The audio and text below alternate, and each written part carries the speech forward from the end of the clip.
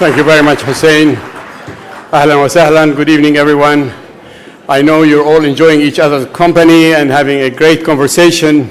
We, in fact, are driven by our speaker's schedule, so that's why we had to rush things a little bit. So please indulge us, and we look forward to having you spend an enjoyable evening with us. Now my written speech. Distinguished guests, ladies and gentlemen, on behalf of the Board of Directors of the American Task Force on Palestine, it is my pleasure to welcome you to our gala tonight, the theme of which is Palestine alongside Israel, liberty, security, and prosperity.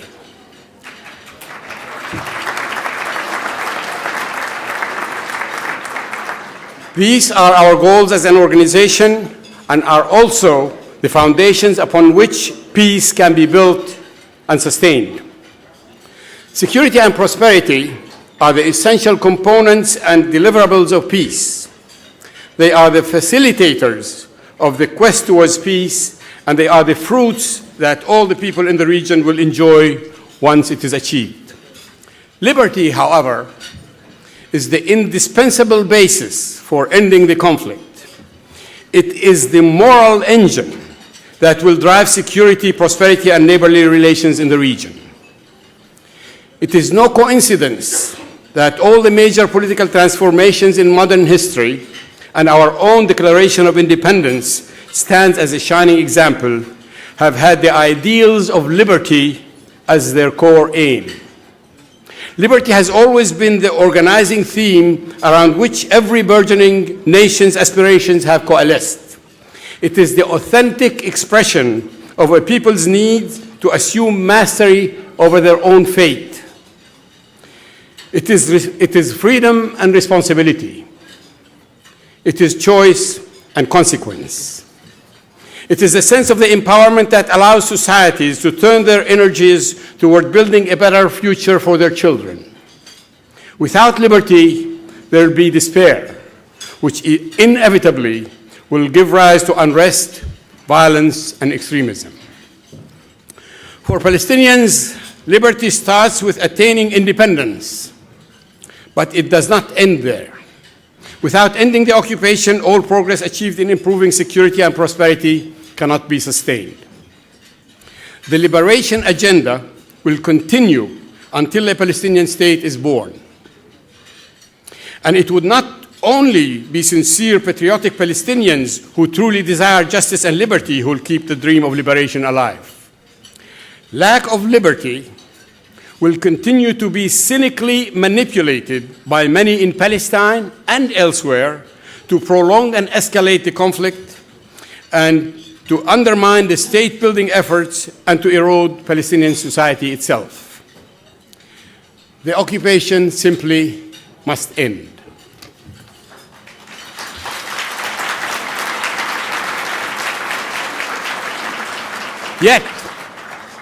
Yet many people have attained independence only to fall prey to despotism, chaos, bad or even failed governance, or close-minded obscurantism. For their own sake, courageous Palestinians have begun a new policy to build, in spite of the occupation, the foundations of a society and a state in which every citizen is afforded both the rights and responsibilities of liberty. Through establishing the rule of law, good governance, efficient health and education sectors, and a free market, the Palestinians have started taking control of their own future towards a democratic, secular state of Palestine. Their friends and the true friends of Israel and of peace throughout the world must support these efforts.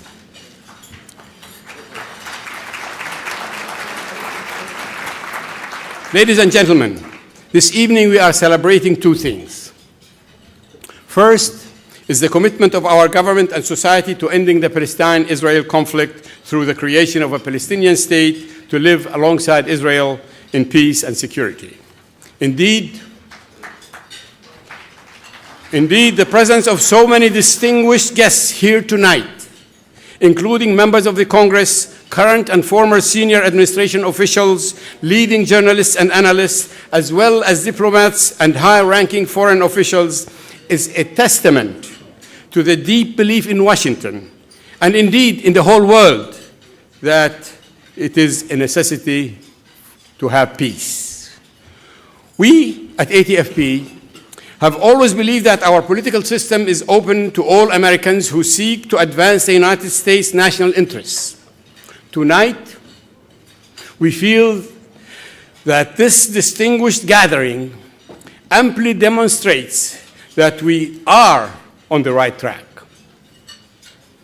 Second, and I may even claim more importantly, this is an evening to celebrate the contributions of Palestinian Americans. We are not celebrating the United States as the land of opportunity, nor simply celebrating the resourcefulness of the Palestinians in the face of challenge. We are also celebrating the marriage of the two and the resulting excellence and innovation.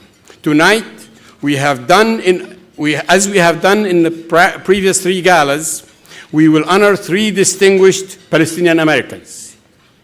Yet in this room and throughout the nation, there are countless other remarkable stories worthy of honoring. Tonight, we hope to give Washington and our fellow Americans a window into the story, passion, patriotism, hope, and tenacity of Palestinian Americans. Ladies and gentlemen, it is my pleasure to welcome you again.